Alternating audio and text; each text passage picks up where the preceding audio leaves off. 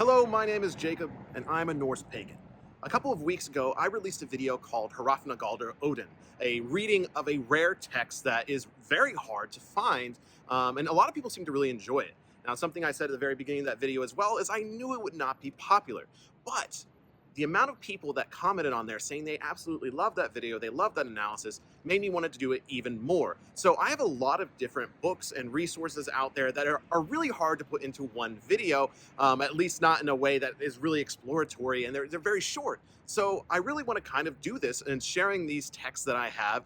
In particular today, I want to talk about the Grágás laws, or the Grey Goose laws of medieval Iceland, written around the 13 or 1400s, basically recounting the laws that Iceland made after the conversion era. And so I bought this $35 book off Amazon for this. These basically one page, these couple of paragraphs. That's it. And so I want to share them with you today and go ahead and just do a reading of it, so you have this information so you don't have to buy this $35 book, because everything else in here is basically just how they ran their court system. Which is why I'm outside the old courthouse here in Lexington, Kentucky, where I am from. So this is the old courthouse that's been renovated. It's really beautiful, and lots of really cool architecture. And I wanted to get out on this beautiful day and share this with you. So this next section is just going to be me reading from the Grágás laws. And then afterwards, we'll be doing a little bit of a conversation and analysis and an expanding upon these ideas. But also, you'll just get to see me get really excited because there's some really cool stuff in here. So I'm going to go ahead and read this to you, and then join me in the discussion down below once I'm done. Men are to put their trust in one God and his saints, and are not to worship heathen beings. A man worships heathen beings when he assigns his property to anyone but God and his saints. If a man worships heathen beings, the penalty is lesser outlawry. If someone uses spells or witchcraft or magic, he uses magic if he utters or teaches someone else or gets someone else to utter words of magic over himself or his property. The penalty is lesser outlawry, and he is to be summoned locally and prosecuted with a panel of 12. If a man practices black sorcery, the penalty for this is full outlawry. It is black sorcery if through his words or his magic a man brings about the sickness or death of livestock or people. That is to be prosecuted with a panel of 12. People are not to do things with stones or fill them with magic power with the idea of tying them on people or livestock. If a man puts trust in stones for his own health or that of his livestock, the penalty is lesser outlawry. A man is not to keep unborn livestock. If a man has unborn livestock and lets it stay unmarked with the idea of putting more trust in it than other livestock, or if he uses superstition of any sort, the penalty of this is lesser outlawry. If a man falls into a berserker's frenzy, the penalty is lesser outlawry. And the same penalty applies to the men who are present unless they restrain him, then they are liable to no penalty if they succeed in restraining him. But if it happens again, the penalty is lesser outlawry.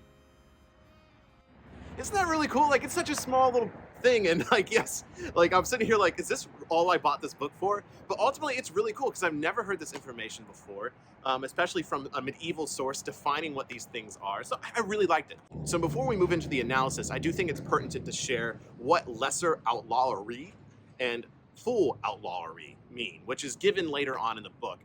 So lesser outlawry involved paying a tithe or paying just a certain amount of money to your local chieftain, surrendering your property for a set amount of time, and being banished from Iceland for 3 years. And so this was their basically misdemeanor. Like, you do something like this, because that's how all the laws work in here. Either it's lesser or full. And so you're basically escorted off the island. They're saying, okay, we won't harm you, but you need to get out of Iceland. Which ultimately, this kind of feels a little bit heathenry in itself, to banish someone for 3 years from the entire island. I mean, that's pretty crazy. So full outlawry is way more dramatic. If you are labeled a full outlaw in Iceland, you are stripped away of all your rights. You're no longer a citizen.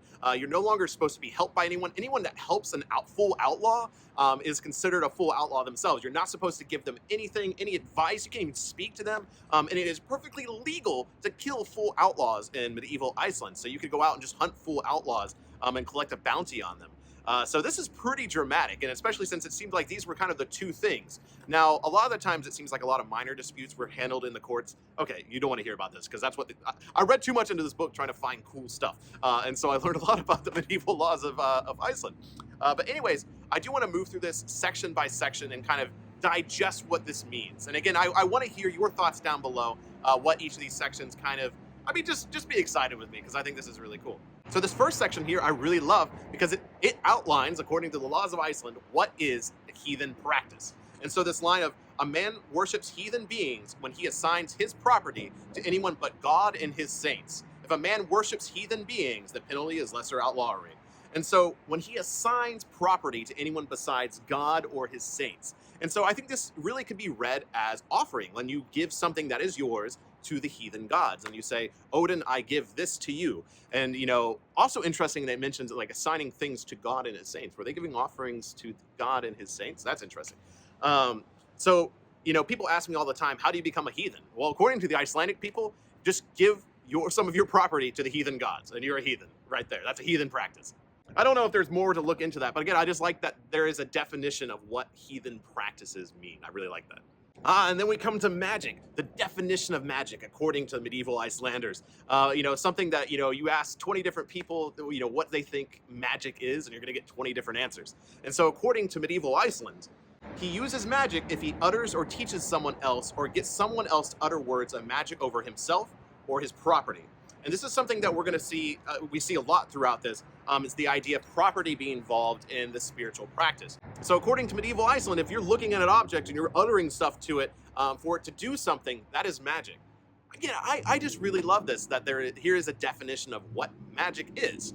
Now, this next section talks about black magic or black sorcery, meaning sorcery and magic used to harm somebody. And so the actual given definition here was, it is black sorcery if through his words or his magic a man brings about the sickness or death of livestock or people. Interesting that livestock was mentioned first.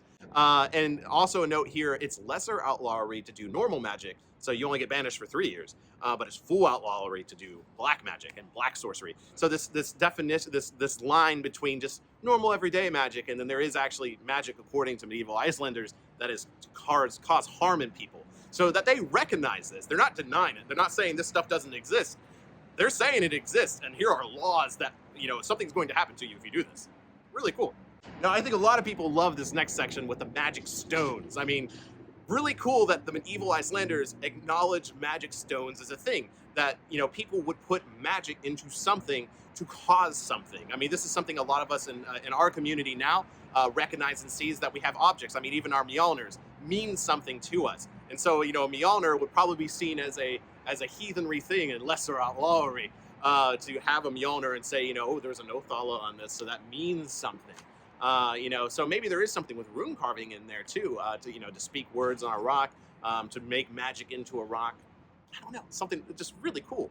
But specifically, again, livestock is mentioned here. You know, you have this section talking about how if a man puts trust in stones for his own health or that of his livestock, the penalty is lesser outlawry. So again, this focus and emphasis on livestock here is really interesting to show how important livestock was to medieval Icelanders, and obviously the people that came before them, which is why I think that we see that distinction now, especially with like animal sacrifice, why it's not something that's really talked about in modern heathenry. It's because livestock aren't our most valuable possessions anymore. Now, again, this gets into the conversation, well, can I sacrifice my iPhone then? I don't think so. But definitely the era of livestock being the most important thing to the majority of people is not necessarily true anymore. And so the actual giving of offerings is less about livestock and more about the things that give us value now in this modern age. And then this next section here has to do exclusively with livestock. Now, I actually, luckily at the bottom of this page in the book, it mentions what unborn livestock means. I was kind of like, ooh, that sounds really dark and twisted. But in the context here, unborn livestock means unmarked livestock, meaning it has been marked as being the official property of someone, which, you know, it's kind of hard to read into this, and it seems like the translator had problems with this as well, as far as what this actually meant. My interpretation, I think this means that if you're putting trust in a singular livestock, and it's kind of like, you know, special in some way, it's outside of the regular, you know, this isn't cattle, this isn't, you know, for eating, this isn't for getting milk, this isn't for, you know, keeping us alive. This livestock has a special magical purpose, which, you know, I'm saying that because I know there are stories where people put a lot of emphasis and magic into livestock. Like there's a story of the king that keeps a cow around for its magical milk. And so I'm going to say that maybe this is what it means, is that you're keeping an animal specifically for magical purposes. Maybe. Again, really interesting.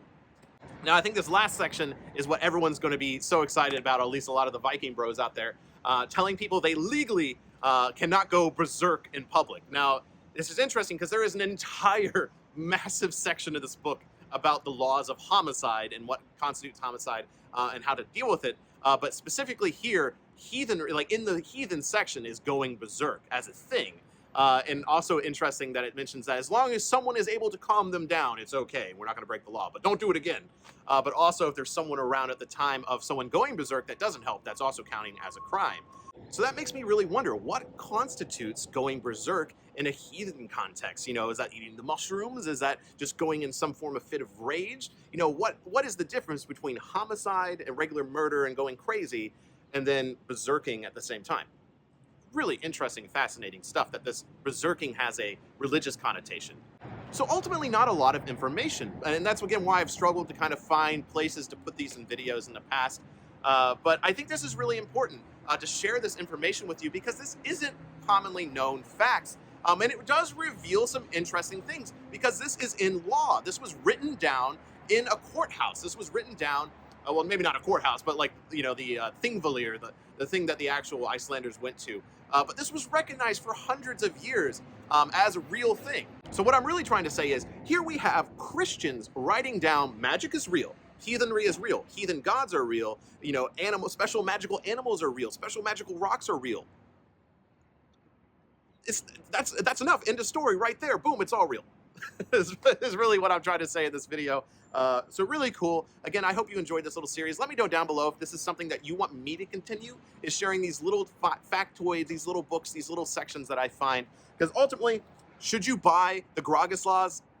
No, not really. I mean, unless you really want to learn more about medieval Iceland court systems and how it works, which clearly I found somewhat interesting because I kept mentioning it. So yeah, unless you're really that interested in medieval Icelandic law, don't get the Grágás laws. That's why I made this video, so that one page in this whole book that is interesting to us heathens, you can read, you can absorb. And again, let me know down below, join in this conversation.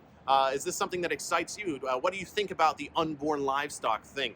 Yeah, go down below, let me know. But ultimately, I hope you enjoy this video because the people watching this video, you all are the reason that I make content. Because, you know, this video isn't going to blow up the stratosphere. This video isn't going to shake the heathen world and get millions of views. No, this video is going to get a few thousand views, and the people watching it, all of you are amazing. Thank you so much for checking out this content. You know, I know at the same time I'm making this, I'm making the content to really capitalize on the new Vikings TV show coming out. And again, I hope it's something that, you know, you all enjoy as well. I try to make them entertaining, try to make them not just, you know, another generic crap. But ultimately, as a YouTuber, you have to make content like that. You have to kind of go into those flows if you want to continue to make content. But right here, this video, talking about the Grágás laws, this is why I became a Norse Pagan YouTuber, is to share cool and exciting things like this. So all of you few thousand out there, thank you very much for watching this video. And until the hall, Skull.